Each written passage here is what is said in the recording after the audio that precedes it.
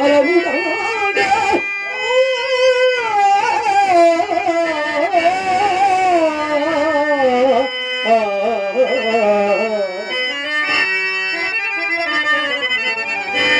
చీచి కఠినాత్మ హరిశ్చంద్ర నేను ఎక్కడగా పురాతనకు చెందింపవలసిన వాడు కదా గళమునంద అర్థవలసిన అరుదండ గళమునంద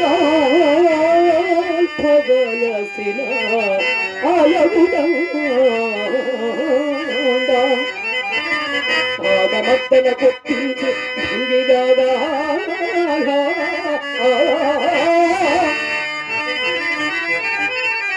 అఖిల సామ్రాజ్య భాగం